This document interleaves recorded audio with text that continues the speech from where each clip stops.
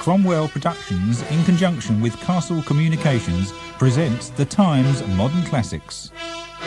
Robert Powell reads Journey to the Centre of the Earth, edited and abridged for audio cassette by Steve Gillam.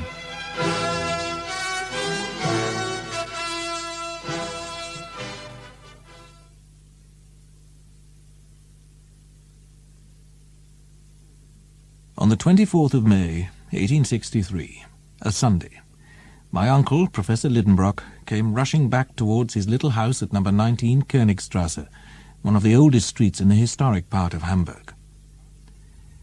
Martha the maid must have thought she was running very late, for dinner had hardly begun to simmer on the kitchen range. I said to myself, if my uncle is hungry, he'll shout out his annoyance, for he is the most impatient of men. I was getting ready for a prudent retreat to my little bedroom at the top of the house when the front door groaned on its hinges. Large feet made the wooden staircase creak, and the master of the house came through the dining room and burst into his study. "Axel, I'm here!" I hadn't had time to move before the professor shouted again in a most impatient voice, "Well, are you not here yet?" I rushed into my formidable master's study. Otto Lidenbrock was not a bad man, I will gladly concede, but unless changes happen to him, which is highly unlikely, he will die a terrible eccentric. With such an eccentric, the only thing to do was to obey. I accordingly hurried into his study.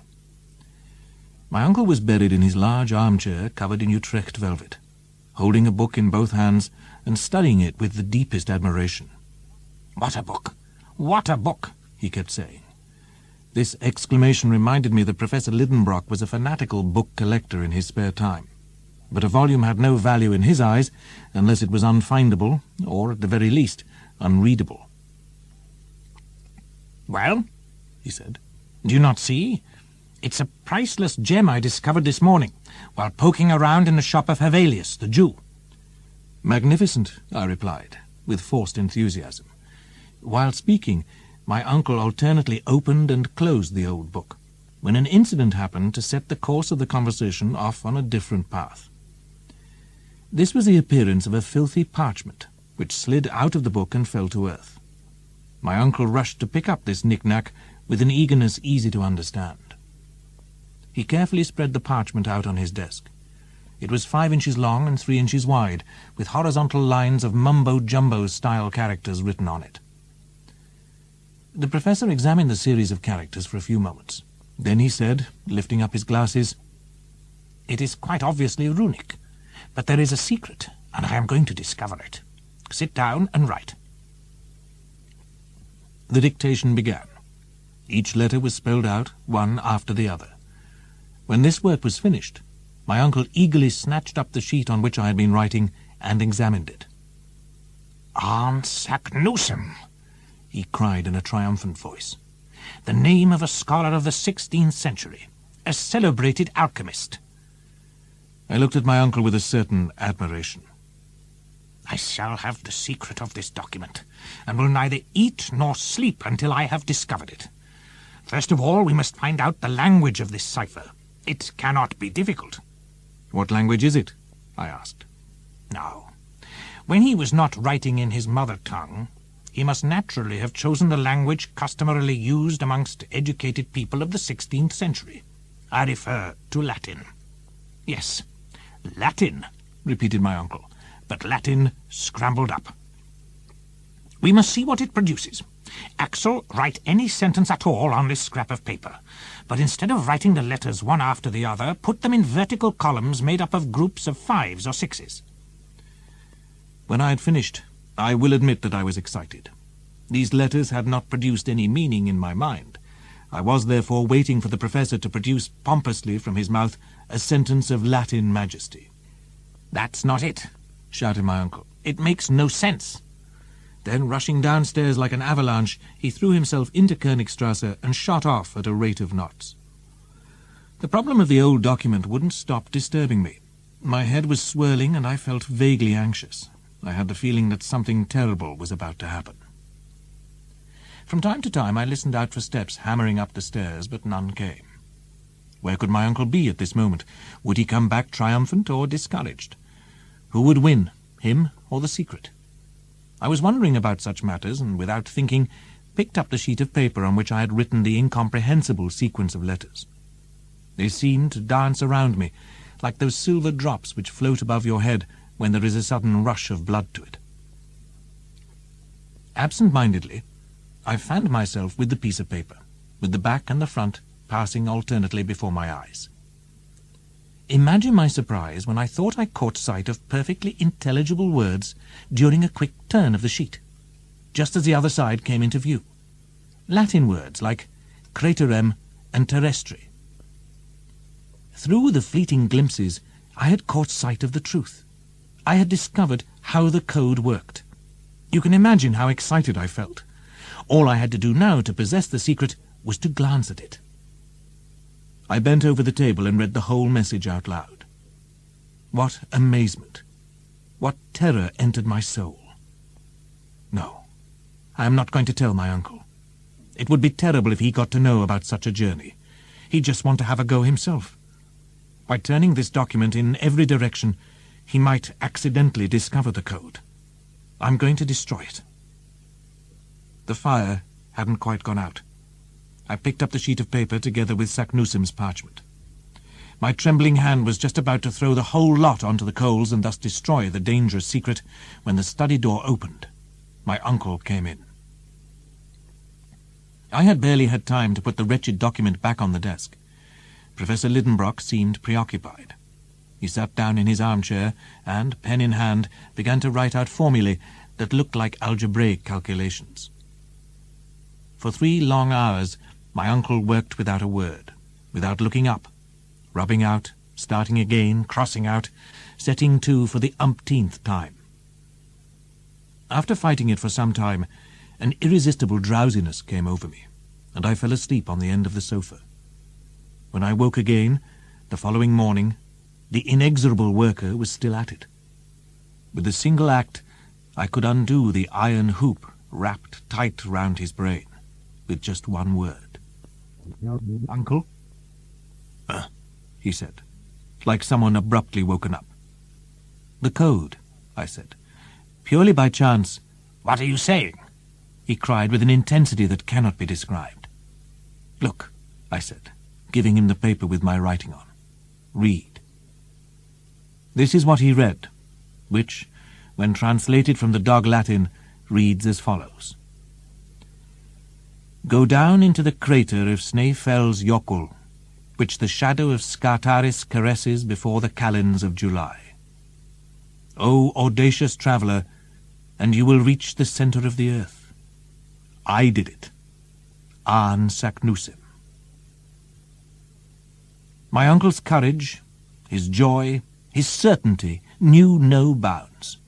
At last his nerves calmed down, and like a man exhausted, flopped back in his armchair.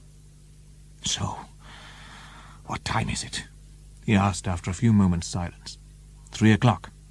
"I am dying of hunger. To table. And then, after that?" "After? You can pack my trunk. And yours too." With that my uncle strided from the room. These last words sent a shiver through my whole body. I kept my self-control, though. I even resolved to put on a brave face. Go to the centre of the earth? What madness! I left my uncle's study as if in a trance. There was not enough air to calm me down in all the streets of Hamburg put together, so I made for the banks of the Elbe. I would have preferred to set off immediately so as not to have time to think. Yet I have to confess that an hour later my excitement had subsided. My nerves grew less tense, and from the deep chasms of the earth I slowly came back to the surface. Night had already fallen when I got home to Königstrasse. I expected to find the house quiet, with my uncle in bed as usual, but I had forgotten about the professor's impatience. I found him shouting and rushing round in the middle of a troop of porters, all unloading goods on the garden path. "Come on, Axel, don't hang around like a drip," shouted my uncle from afar as soon as he saw me. "Your trunk is not packed, my papers are not in order. I have lost the key for the travelling bag, and my gaiters have not yet arrived." I was overwhelmed. I couldn't find my voice. All my lips managed to produce was, "So we're leaving?" "Yes, my poor boy. Day after tomorrow, crack of dawn." I couldn't bear to hear any more, and ran up to my little room. On the morning of our journey, I woke at 5, broken with fatigue and fear. At 5:30, wheels were heard rumbling in the street. A large carriage arrived to take us to Altona station. "Hurry up!" my uncle shouted, "or we'll miss the train." We both got into the carriage, then the 2 horses, urged on by the whistling of the driver, galloped off towards Altona. In less than 20 minutes, we had crossed the border into Holstein province. Altona, really a suburb of Hamburg, is the terminus of the line from Kiel, along which we were due to travel to the coast of the Belts. At 7 o'clock, we were sitting opposite each other in our compartment. The steam whistle blew, and the locomotive moved off. We had left. Was I resigned to my fate? No, not yet. But the fresh morning air and the view constantly changing with the motion of the train soon took my mind off its main worry. But the tedium did not have time to annoy me, for only 3 hours after leaving, the train stopped at Kiel, a stone's throw from the sea. The professor watched with an anxious expression as our luggage was loaded onto the waiting steamship. Then it disappeared into the bottom of a hold. The whorls of smoke from the steamship, Eleonora, rose into the sky. The deck trembled with the shivers issuing from the boiler. We had already embarked, the proud occupants of 2 superimposed berths in the only passenger cabin on board. At 10:15, the moorings were cast off, and the steamer moved rapidly over the dark waters of the Stora Belt. At 7 a.m. we disembarked at Korsor, a little town on the west coast of Zealand.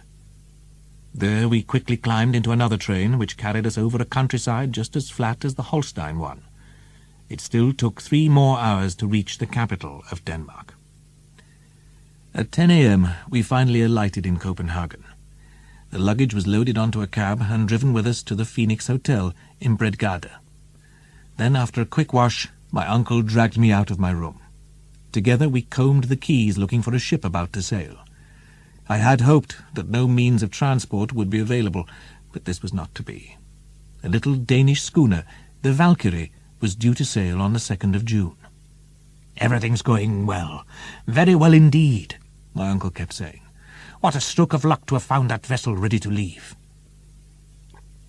The time came when we were due to leave. At 6 a.m. on the 2nd, our precious luggage was already stowed on board the Valkyrie. The captain led us down to the cabins that were rather narrow and situated under a sort of deck-house. "Is the wind with us?" inquired my uncle. "Perfectly," replied Captain Bjarne. "From the southeast. We can leave the Sound with the wind on the quarter and all sails set." A few moments later, the schooner, with sail unfurled, cast off and sailed full speed into the strait. An hour later, the capital of Denmark sank below the distant waves as the Valkyrie cut past the coast of Elsinore. In the state of nerves I was in, I half expected to see Hamlet's shadow stalking along the legendary terrace. The Valkyrie was a fine sailing ship, but with sails you never knew exactly what to expect. 5 crew members, all Danish, were enough to man her. "How long will the voyage take?" asked my uncle. "About 10 days, if we don't have too many nor'westers windward of the Faroes." "But you don't normally encounter significant delays?" "No, Professor Lidenbrock, don't worry, we'll get there." 2 days later, we sighted the coast of Scotland in the region of Peterhead, and the Valkyrie headed towards the Faroe Islands, passing between the Orkneys and the Shetlands. On the 8th, the captain caught sight of Mykines, the westernmost of the Faroes, and from that moment on headed straight for Portland Cape, on the southern coast of Iceland. On the 11th, we sighted Portland Cape. 48 hours later, after leaving behind a storm which had forced the schooner to run with sails furled, the Valkyrie dropped anchor in Faxa Bay, beside Reykjavik itself. Before leaving the deck of the schooner, my uncle dragged me forward. There, near the northern part of the bay, stood a high mountain with 2 points on top, a double cone covered in perpetual snows. "Snæfells!" he roared. "Snæfells!" He made a sign indicating total secrecy, and then climbed down into the waiting boat. Soon we were standing on the soil of Iceland itself. Our charming host was Mr. Fridriksson, who taught science at Reykjavik school. Of the 3 rooms making up his household, this excellent man put 2 at our disposal, and soon we were ensconced there together with our luggage. "Well, Axel," said my uncle, "things are working out. We are over the worst." "What do you mean, the worst?" "I mean it's downhill all the way." "In that sense you're right, but having gone down, won't we eventually have to come back up?" "Oh, that will present no problem. Look, there is no time to be lost. I am going to visit the library. It might contain some manuscript of Saknussemm's, and if so, I would very much like to have a look at it." During dinner that evening with Mr. Fridriksson, my uncle asked, "I wish to know whether you have amongst the oldest works those of a certain Arne Saknussemm." "Arne Saknussemm?" replied Mr. Fridriksson. "You are referring to that scholar of the 16th century who was a great naturalist, a great alchemist, and a great traveller." "Precisely." "His works we do not have." "What? Even in Iceland?" "They do not exist, in Iceland or anywhere else." "And why ever not?" "Because Arne Saknussemm was persecuted for heresy, and his works were burned in Copenhagen in 1573 by the hand of the executioner." "Good. Splendid," shouted my uncle, greatly shocking the science teacher. "Yes, everything is explained, everything fits together, all is clear, and now I understand why Saknussemm, having been put on the index and forced to hide the discoveries of his genius, had to conceal the secret in an incomprehensible word puzzle." "Fine," replied Mr. Fridriksson, who had observed my uncle's confusion and was kind enough not to insist. "I hope," he added, "that you will not leave our island without delving into its mineral riches. Many mountains, glaciers, volcanoes are to be studied, still hardly explored. Look, without going any further, consider that mountain on the horizon. It is called Snæfellsjökull." "Is it indeed? Snæfellsjökull?" "Yes, a most unusual volcano whose crater is rarely visited." "Extinct?" "Oh yes, extinct for the last 500 years. "Your words have made up my mind," my uncle said. "We will try and climb this Snæfellsjökull, perhaps even study its crater." "I very much regret that my duties do not allow me to leave Reykjavik. I would have willingly accompanied you with pleasure and profit." "We wish to disturb nobody, Mr. Fridriksson. I will see to obtaining a guide." "As a matter of fact, I have one to offer you." "Who is reliable and intelligent?" "Yes, he lives on the peninsula. He is an eider hunter, highly skilled, and whom you will be pleased with. He speaks perfect Danish." This decisive conversation finished a few moments later, with warm thanks from the German scholar and his Icelandic counterpart. During the dinner, my uncle had gathered some vital information, including the story of Saknussemm, the reason for his mysterious document, the fact that his host would not be accompanying him on the expedition, and the news that a guide would be at his orders the very next day. On waking up the following morning, I heard my uncle talking volubly in the next room. I quickly got up and joined him. He was speaking Danish with a tall man, robustly built. Everything about him revealed a perfectly calm nature, not lazy, but composed. This serious, phlegmatic, silent type was called Hans Bjelke, and he came with Mr. Fridriksson's recommendations. He was our future guide, whose manner contrasted singularly with my uncle's. Nevertheless, they got on well from the start. According to their agreement, Hans undertook to guide us to the village of Stapi, on the southern coast of the Snæfellsjökull Peninsula and at the very foot of the volcano. The distance by land was about 22 miles, or 2 days' journey according to my uncle's reckoning. But when we learned that these were Danish miles, of 24,000 feet apiece, he had to readjust his calculations and plan on 7 or 8 days' travel, given the poor quality of the tracks. It was decided to leave on the 16th of June. Once the agreement had been reached, the hunter promptly left. "He's perfect," exclaimed my uncle, "but he can hardly realize the brilliant part he is going to play. So he's coming with us, to the center of the earth." The last evening was spent in close conversation with Mr. Fridriksson, for whom I felt the warmest sympathy. After the talk came a rather agitated sleep, for me at least. At 5 o'clock I was woken up by 4 horses whinnying and prancing directly below my window. I dressed quickly and went outside. Hans was finishing loading the luggage almost without moving a finger. Everything was ready by 6. Mr. Fridriksson shook our hands. With a great deal of warmth, and in Icelandic, my uncle thanked him for his kind hospitality. As for myself, I strung together a cordial farewell in my best Latin. Then we climbed into the saddles, and Mr. Fridriksson said his last goodbyes to us. The joy of riding through an unknown land made me easy to please at the beginning of our venture. I was caught up in the happiness of those who go on journeys, a feeling of hope mixed with a sense of freedom. I began to feel involved in the trip. In any case, what do I risk? Travelling through a fascinating country, going up a remarkable mountain, at worst climbing down an extinct crater. It's clear that's all Saknussemm ever did. As for the existence of a tunnel leading straight to the centre of the globe, pure fantasy. Totally impossible. So let's get whatever good we can out of this expedition and not quibble too much about the rest. By the time my thoughts had got this far, we had left Reykjavik.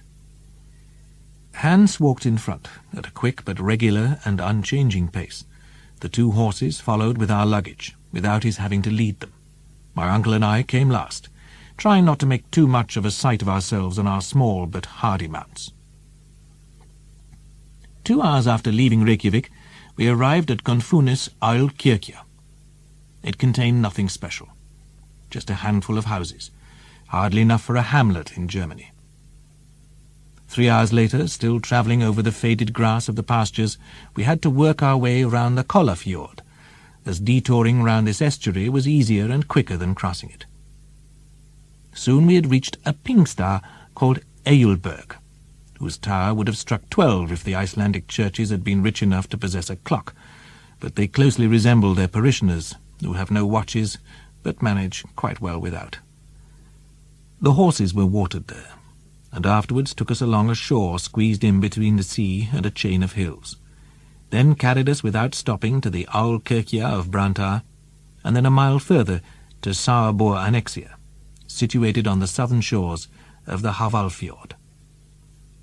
It was now 4 o'clock, and we had covered 4 miles. The fjord was a mile wide at this point. However intelligent our horses were, I was not looking forward to crossing a real sea estuary on the back of a 4-legged animal. "Fire," said the guide, touching my uncle's shoulder.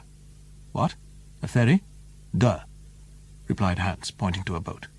"Yes," I called out, "there's a ferry." "You should have said so earlier. Well, come on." My uncle, myself, the guide, 2 ferrymen, and the 4 horses got on to a sort of flatboat which looked rather fragile. Accustomed as I was to the steam ferries on the Elbe, I found the boatmen's oars an unimpressive mechanical device. It took more than an hour to cross the fjord, but finally we arrived without incident. Half an hour later we had reached the Aulkirkja of Gardar.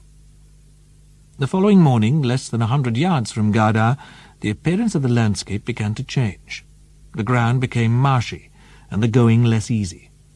On the right, the chain of mountains extended indefinitely in a huge system of natural fortifications, of which we were following the counterscarp.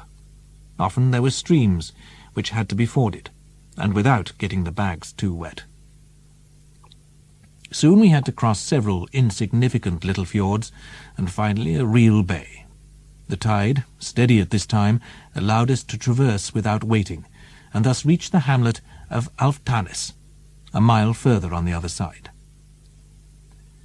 In the evening, after fording across 2 rivers teeming with trout and pike, the Alfa and Heta, we were obliged to spend the night in a tumble-down abandoned cottage, worthy of being haunted by all the goblins of Scandinavian mythology. The god of cold had clearly taken up residence there, and he was up to his tricks the whole night. The following day presented no particular incident. Still the same marshy ground, the same uniform view, the same sad features. In the evening we had covered half the total distance and slept in the Annexia at Krossolpt. We were now proceeding in a westerly direction. We had worked our way round the great Faxa Bay, and the 2 white peaks of Snæfell stood erect amongst the clouds, less than 5 miles away. The horses were moving well. The problems of the terrain did not stop them. For my part, I was beginning to feel very tired. My uncle remained as stiff and as upright as on the first day. I could not help admiring him as much as the hunter, who considered this expedition a simple stroll. On Saturday, the 20th of June, at 6 p.m., we got to Budir, the village on the sea coast, and the guide asked for his agreed pay. My uncle settled the sum. The following day we straddled our good old mounts once more. The ground was affected by being near the mountain, with granite roots emerging from the earth like those of an old oak. We were working our way round the huge base of the volcano. The professor couldn't take his eyes off it. He waved his arms. He seemed to be sending challenges to it, as if saying, "That's the giant I am going to slay." Finally, after 4 hours' ride, the horses stopped of their own accord at the front door of the Snappy Parsonage. Snappy is a settlement of about 30 shacks, built on the lava itself and under the rays of the sun reflected from the volcano. It lies at the end of a little fjord which forms part of a basalt wall of a most curious appearance. This was the last overnight stop of our overland journey. Hans had brought us here with intelligence, and I drew some reassurance from the thought that he was to accompany us further. Preparations for leaving were accordingly made the day after arriving at Snappy. Hans hired the services of 3 Icelanders to replace the horses carrying the luggage. Once we got to the bottom of the crater, these locals would have to turn back, leaving us on our own. That point was made clear. At this juncture, my uncle had to tell the hunter of his intention to continue his exploration of the volcano to its furthermost limits. Hans merely inclined his head. Whether he went there or somewhere else, whether he plunged into the innards of his island or travelled over its surface, made no difference to him. The following day, the 23rd of June, Hans was waiting for us with his companions, who were loaded down with food, tools, and instruments. Hans gave the signal for departure, and a few moments later we had left Snappy. Snæfellsjökull is 5,000 feet high. Its double cone marks the end of a trachytic strip which branches off the main relief system of the island. From our point of departure we couldn't see its 2 peaks in profile against the greyish background of the sky. I could only see an enormous snowy cap on the giant's forehead. We were walking in single file, following the hunter. He was climbing up narrow paths where 2 men couldn't have proceeded abreast. All conversation, therefore, became more or less impossible. The route was becoming more and more difficult. The ground was climbing. The loose rocks were easily moved, and it needed the most careful concentration to avoid dangerous falls. Hans carried calmly on, as if moving over unbroken ground. Sometimes he passed behind huge boulders and we lost sight of him for a moment, but then a piercing whistle would spring from his lips to tell us which way to go. Often he would stop, pick up loose pieces of rock and arrange them into beacons in a recognizable fashion so as to mark the way back. 3 hours' tiring march had only brought us as far as the base of the mountain. At this point Hans called a halt, and we all shared a quick lunch. My uncle took double mouthfuls to save time. But since this halt was also a rest period, he was forced to wait until the guide was completely ready. He gave the signal for departure an hour later. We now began to move up the slopes of Snæfellsjökull. By an optical illusion common with mountains, its snow-covered summit seemed to me very close, and yet how many long hours it took to reach it. Above all, what fatigue! By 7 in the evening we had climbed 2,000 steps of the staircase. We stood at the top of a big swelling of the mountain, a sort of base on which rested the cone forming the crater. However, Hans didn't consider it prudent to spend the night on the side of the cone. We continued our zigzagging ascent. The 1,500 feet still to be covered took nearly 5 hours, for the detours, diagonal paths, and retreats measured at least 8 miles. I couldn't go on. I was overcome by cold and hunger. The air was slightly rarefied and insufficient to fill my lungs. Finally, at 11 at night, very much in darkness, we reached the summit of Snæfellsjökull. Before going to shelter inside the crater, I caught sight of the midnight sun at the lowest point in its life's course, sending its pale rays over the island asleep at my feet. Dinner was quickly swallowed, and the mini-expedition settled down as well as it could. In the morning we woke up half frozen by a glacial temperature, but in the rays of a fine sun. I got up from my granite bed to go and enjoy the magnificent spectacle laid out before my eyes. My uncle appeared and looked at me in triumph. "To the crater!" The crater of Snæfellsjökull formed an inverted cone whose mouth was probably slightly more than a mile across. I couldn't help comparing it to an enormous, widened-out blunderbuss, and the comparison terrified me. But there was no going back. With an indifferent expression, Hans took the lead. I followed him without a word. We arrived at midday. I looked up and saw the high mouth of the cone framing part of the sky, an almost perfect circle, but with a dramatically reduced circumference. Suddenly my uncle cried out. He stood like a man dumbstruck, but it soon turned instead into an insane happiness. "Axel! Axel, come here! Down here!" I ran down. "Look!" said the professor. Dumbstruck like him, but markedly less happy, I read on the western side of the boulder, in runic characters, "An Saknusem," shouted my uncle. "Can you have any doubt now?" "To the center of the globe," he added in Danish. I looked at Hans. "Forward!" exclaimed my uncle. It was 13 minutes past 1. The real journey was beginning. So far our labours had been greater than our difficulties. Now the latter were literally to spring up at every step. I had not yet looked down into the bottomless pit which I was about to plunge, but now the time had come. I could either resign myself to the whole business or refuse to take part in it. But I was ashamed to draw back in the presence of the guide. Hans was treating the adventure so calmly, so unconcernedly, with such a total disregard for any possible danger, that I blushed at the idea of being less courageous than he was. If I'd been alone, I would have brought out all my old arguments. But in the presence of the guide, I remained silent. My mind conjured up the memory of my pretty Grauben left behind, and I walked across to the central chimney. I've already said that it was 100 feet in diameter, or 300 feet in circumference. I leaned over a projecting rock and looked down. My hair stood on end. The fascination of the void took hold of me. I felt my center of gravity moving, and vertigo rising to my head like intoxication. There is nothing more overwhelming than this attraction of the abyss. I was on the point of falling when a hand pulled me back. It was that of Hans. It was obvious that I had not taken enough lessons in abysses on the Snæfellsjökull in Copenhagen. Even so, however brief my examination of the chimney had been, I had seen how it was shaped. Its almost perpendicular walls were covered with countless projections which would facilitate our descent. But if the staircase was there all right, the banisters were missing. A rope fastened to the edge of the opening might help us on our way down, but how could we unfasten it when we arrived at the other end? My uncle used a very simple method to get over this difficulty. He uncoiled a rope about as thick as a thumb and 400 feet long.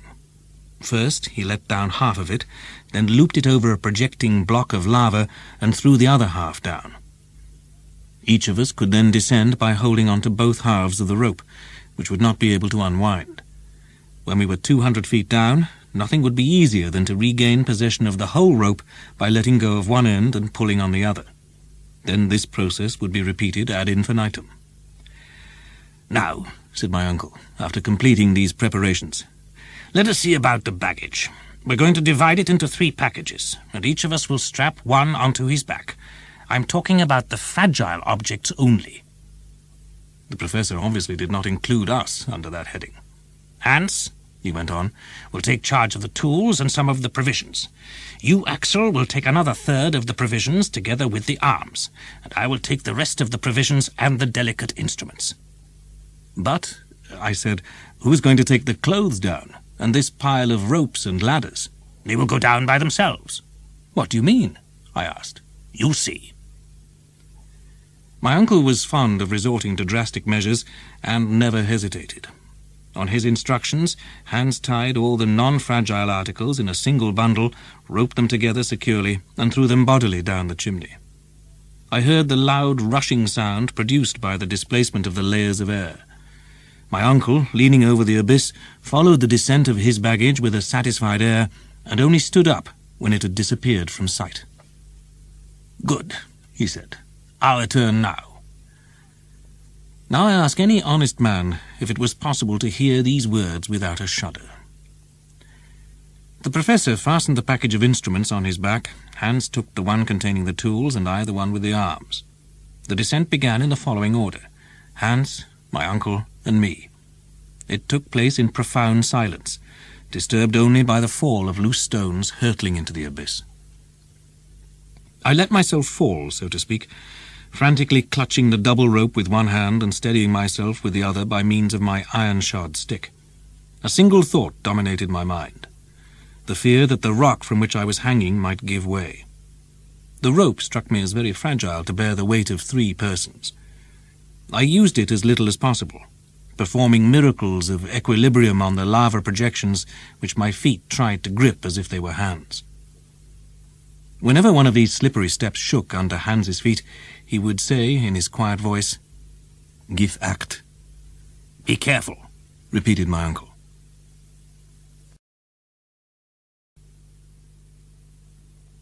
After half an hour we'd reached the surface of a rock which was firmly attached to the wall of the chimney. Hans pulled one end of the rope.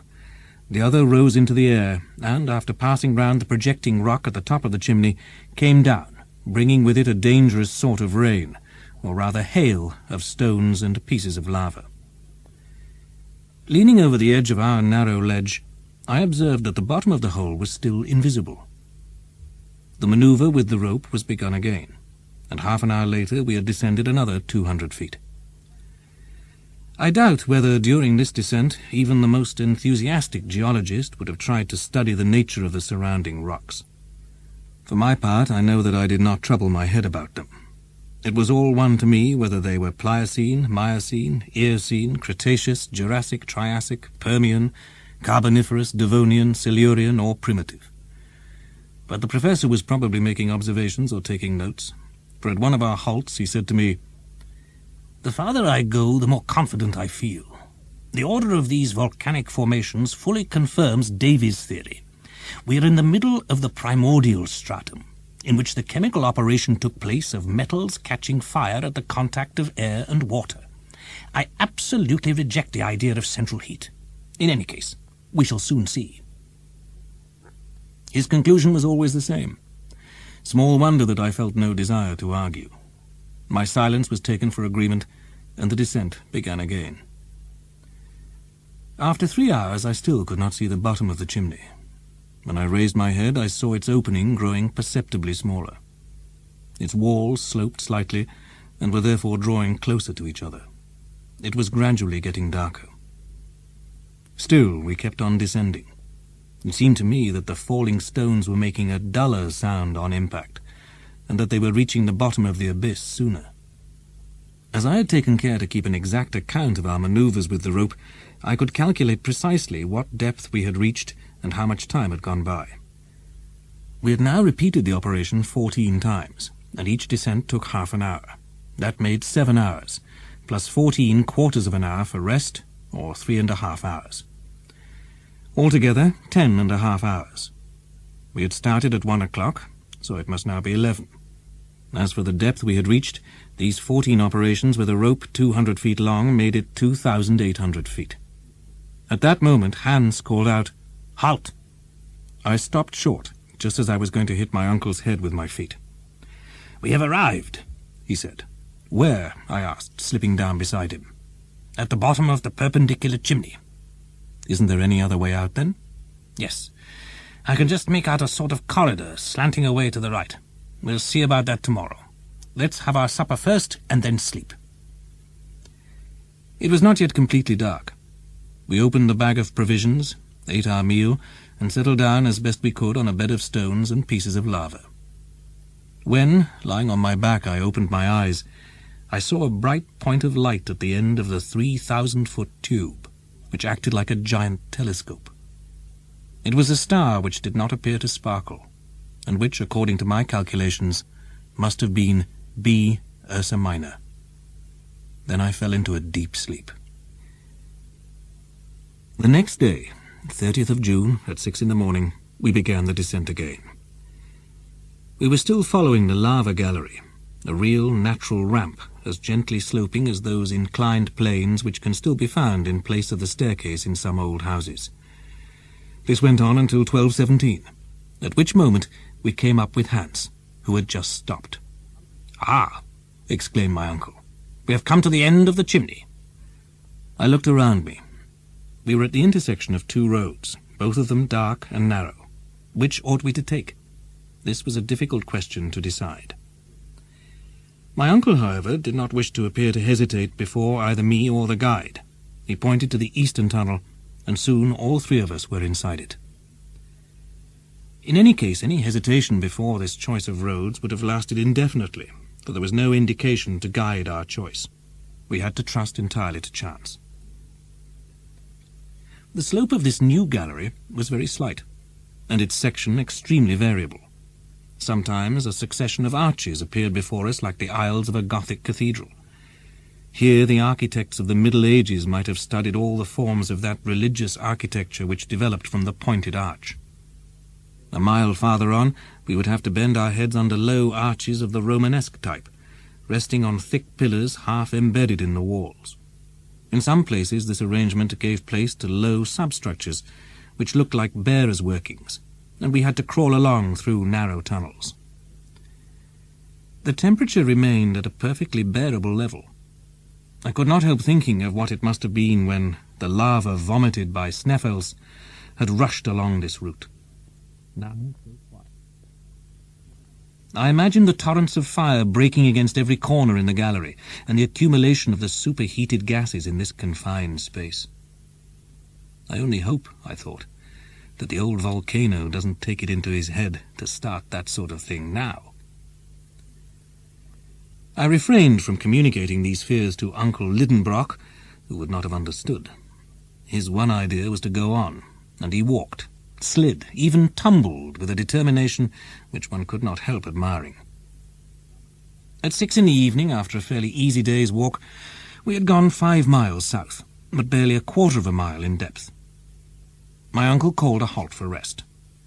We ate without much conversation and went to sleep without much reflection. Our arrangements for the night were very simple. A travelling rug each, in which we rolled ourselves, was our only bedding. We had no cause to fear either cold or intrusive visits. Travellers who plunge into the deserts of Africa or the forests of the New World are obliged to watch over each other during the night hours, but here there was absolute solitude and complete safety, with no wild beasts or savages to fear. We awoke the next day fresh and in good spirits, and resumed our journey, following the path of the lava as before. It was impossible to recognize the nature of the rocks through which it passed. The tunnel, instead of plunging downwards into the bowels of the earth, was tending to become horizontal, and it even seemed to me to be rising slightly. About 10 in the morning this rise became so marked, and consequently so tiring, that I was obliged to slow down. "What's the matter, Axel?" the professor asked impatiently. "I'm tired out," I replied. "What, after 3 hours' walk over such easy ground? It may be easy, but it's tiring all the same." "What, when we've nothing to do but go down?" "I beg your pardon, but you mean go up." "Up?" said my uncle, shrugging his shoulders. "Yes, up. The slope changed half an hour ago, and if we keep on like this, we shall certainly return to the surface in Iceland." The professor shook his head with the air of a man who does not want to be convinced. I tried to continue the conversation, but he did not reply, and gave the signal to go on. I saw that his silence was nothing but concentrated ill humour. However, I bravely shouldered my burden again and hurried after Hans, who was following my uncle. I was anxious not to be left behind, and my chief preoccupation was not to lose sight of my companions. I shuddered at the thought of losing my way in this maze. Besides, if the upward path was becoming increasingly tiring, I consoled myself with the thought that it was bringing me nearer to the surface.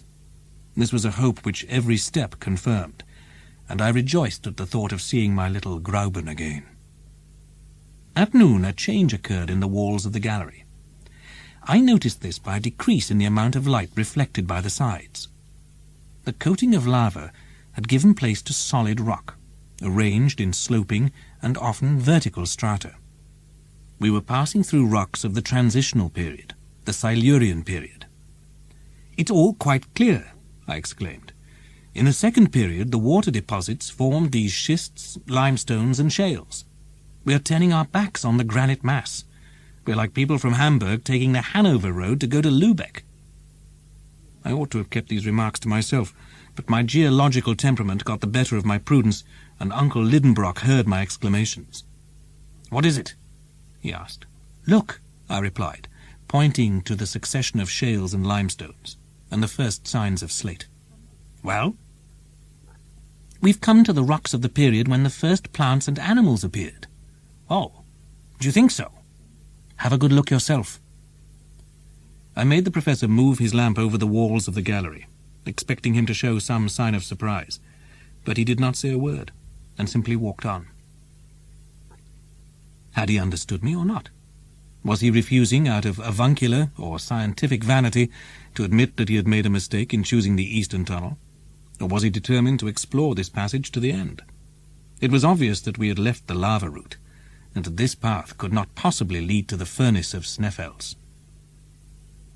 All the same, I wondered whether I might not be attributing too much importance to this change in the rock and making a mistake myself.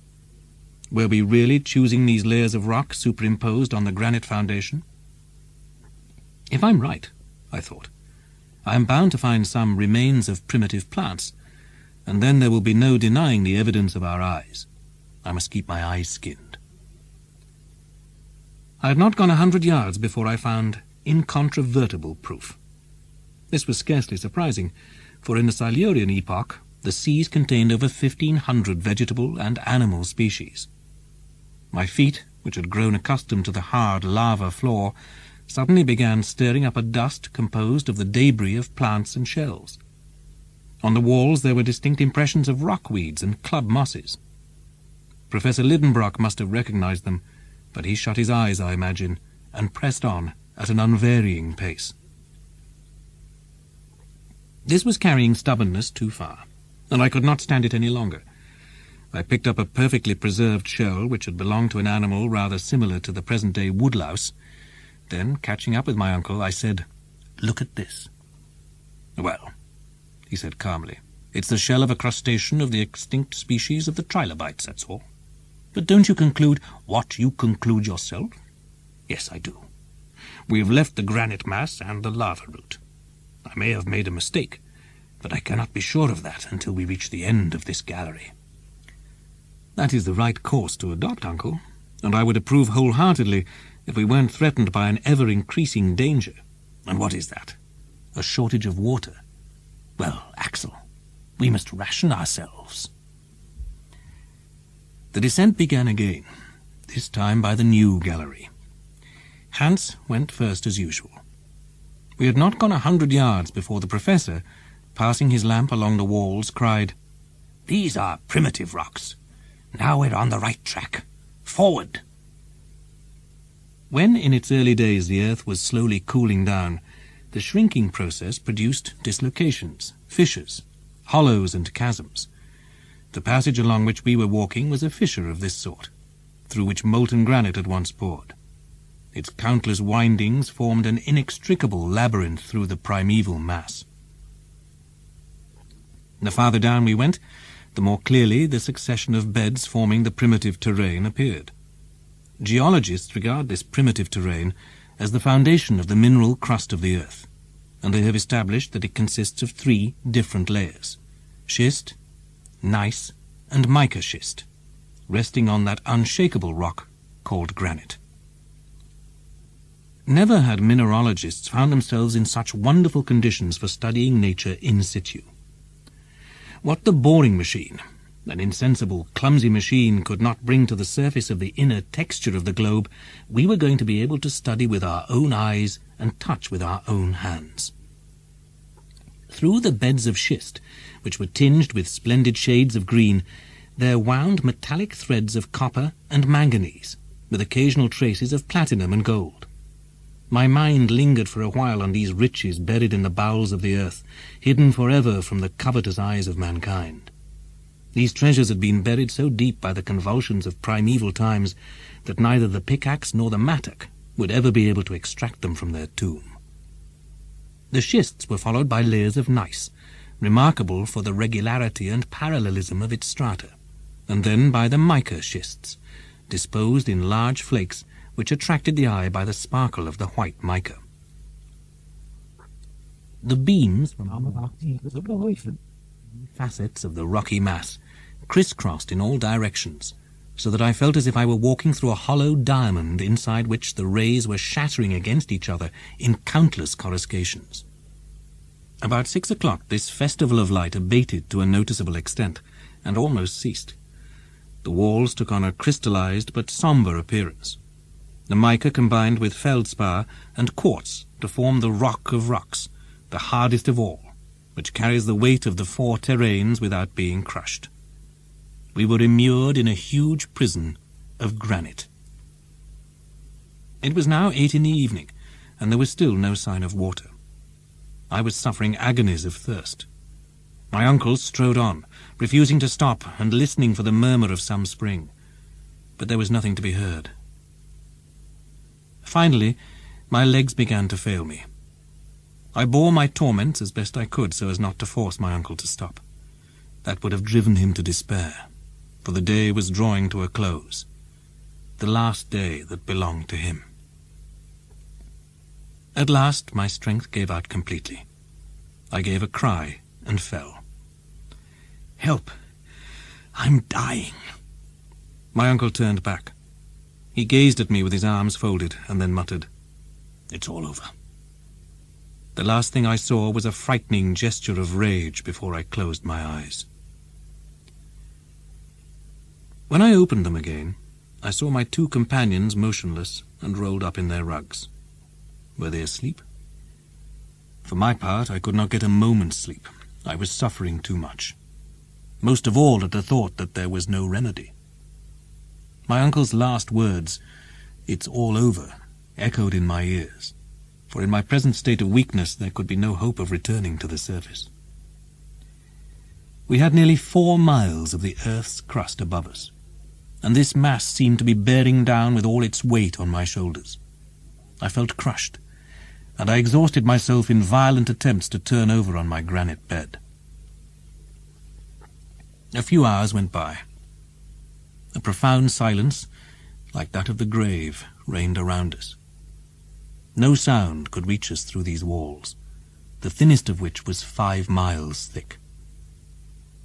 Yet in the midst of my drowsiness I thought I heard a noise. It was growing dark in the tunnel, and as I gazed hard, it seemed to me that I could see the Icelander disappearing with the lamp in his hand. Why was he leaving us? Was he abandoning us to our fate? My uncle was asleep. I tried to give a shout, but my voice could not break through my parched lips. It was now completely dark, and the last sounds had just died away in the distance. "Hans has abandoned us," I cried. "Hans! Hans!" I shouted these words within me. They went no farther. Yet after the first moment of panic, I felt ashamed of my suspicions of a man whose conduct so far had been above reproach.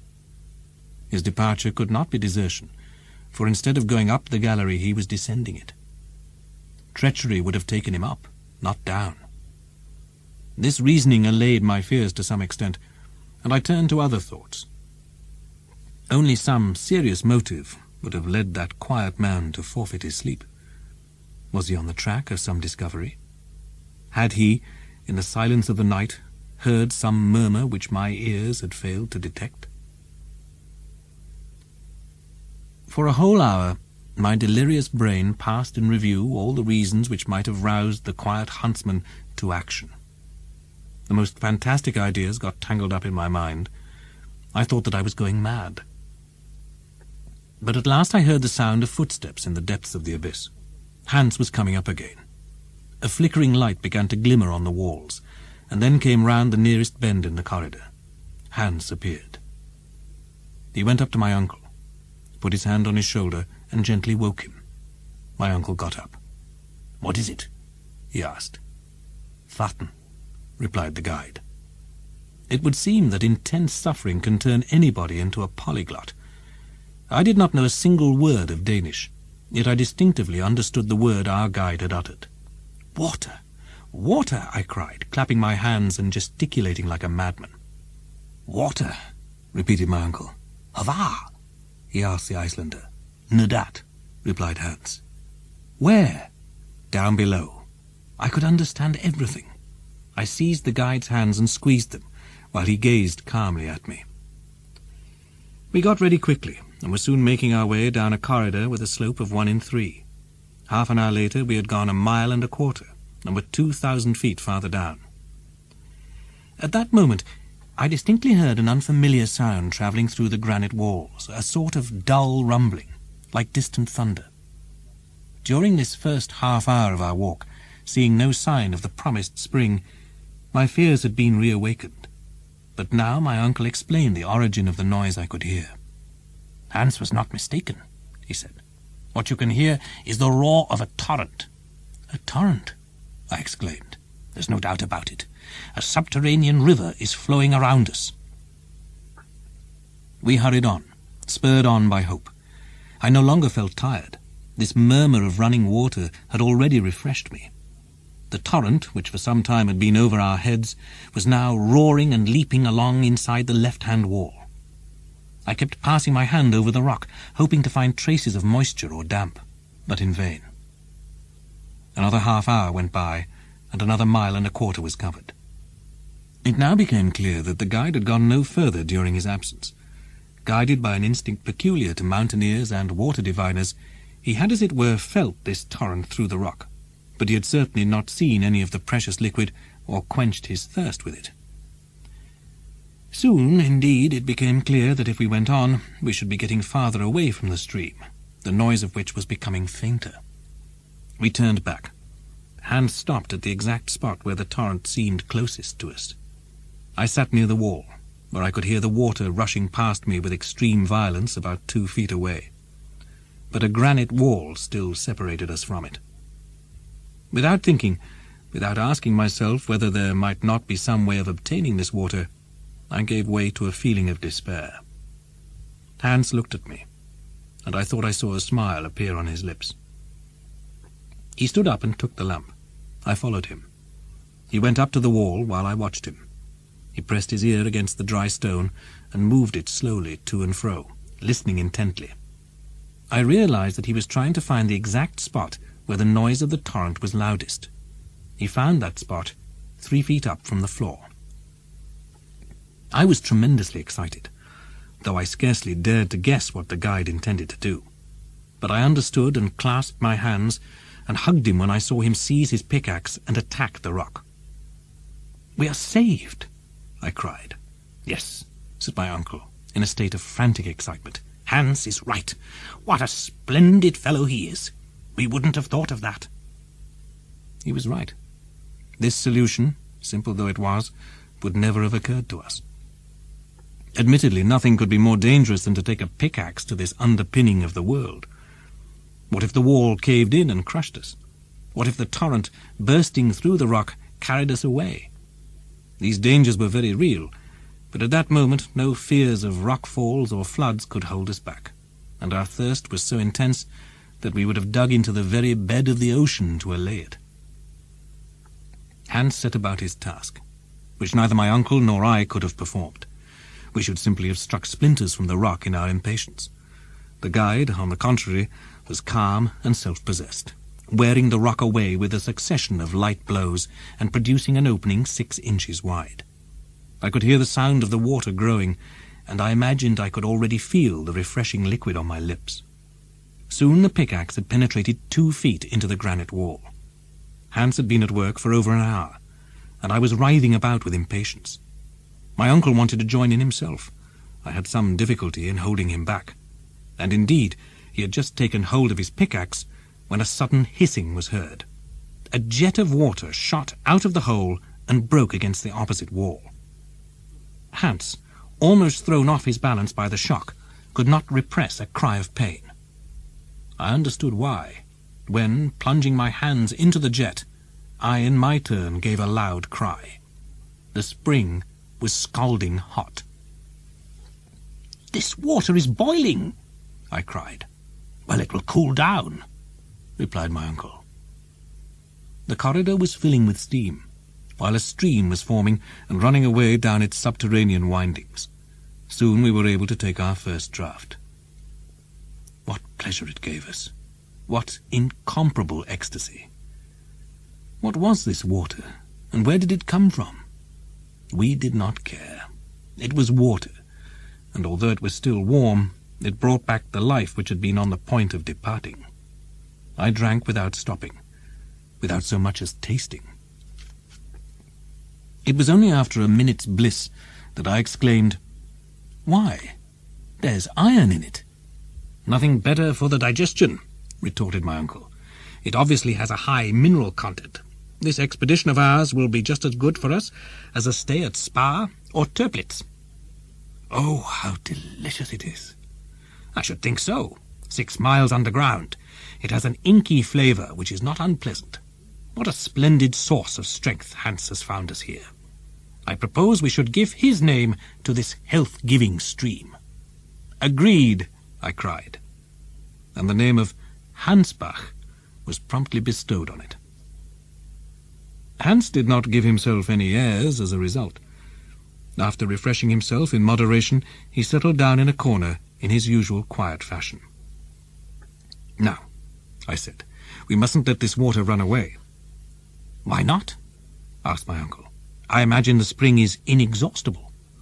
All the same, let's fill the water bottle and the flasks, and then try to stop up the opening." My advice was followed.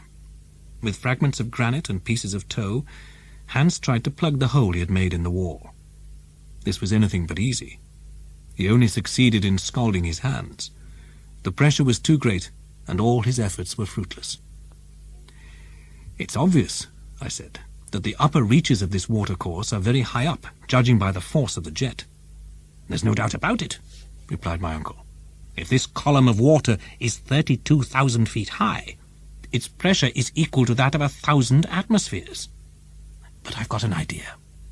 "What?" "Why should we be so anxious to stop up this opening?" "Because—" For the life of me, I could not think of a reason. "When our flasks are empty, can we be sure of being able to refill them?" "No, it's quite true that we can't."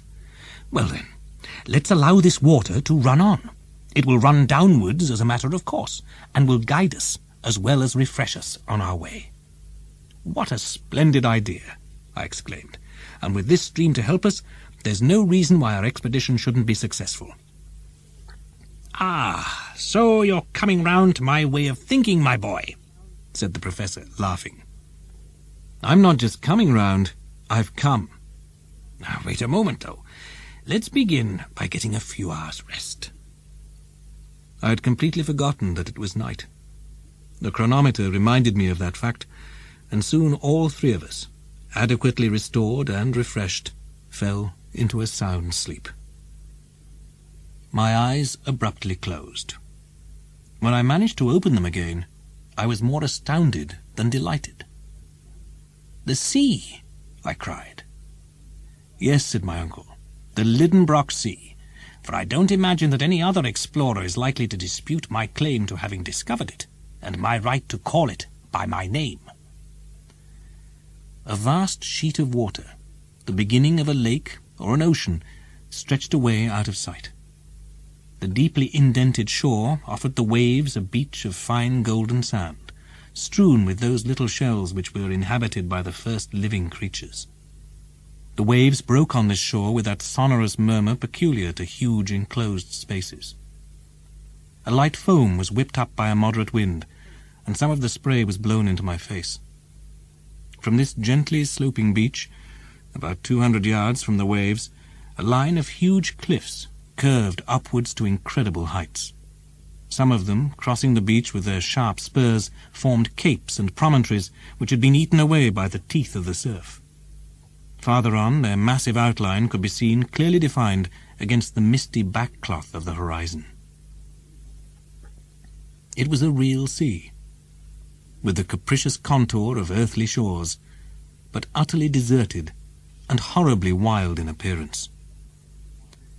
The vault over my head, the sky if you like, seemed to be composed of huge clouds, shifting and changing vapours, which, as a result of condensation, must at certain times fall in torrents of rain. But just then the weather was fine. The electric light was producing some astonishing effects on the higher clouds. Their lower spirals were in deep shadow, and often between two separate strata a ray of remarkable brightness would shine down at us. But it was nothing like sunlight, seeing that there was no warmth in it. The general effect was supremely melancholy and sad. Instead of a sky shining with stars, I could feel that above those clouds there was a granite vault, which oppressed me with its weight, and that space, vast though it was, would not have been large enough for the orbit of the humblest of satellites. Then I remembered a theory of an English captain, who compared the earth to a huge hollow sphere, inside which the air remained luminous as a result of its pressure, while two stars, Pluto and Proserpina, moved about on their mysterious orbits. Could he have been telling the truth? We were indeed imprisoned inside a huge cavern.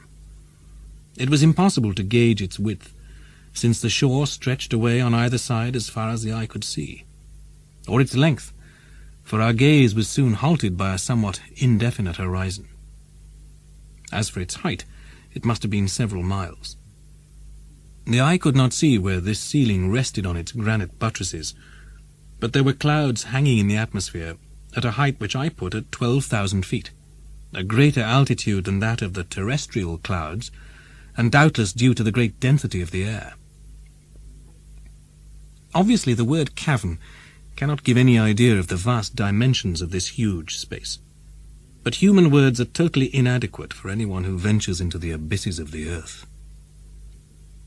Besides, I did not know what geological theory could explain the existence of such a huge excavation. Could the cooling of the earth have produced it? I knew of certain famous caves, from the descriptions of them given by travellers, but none of them had anything like the dimensions of this one. I gazed at these marvels in silence, unable to find words to express my feelings.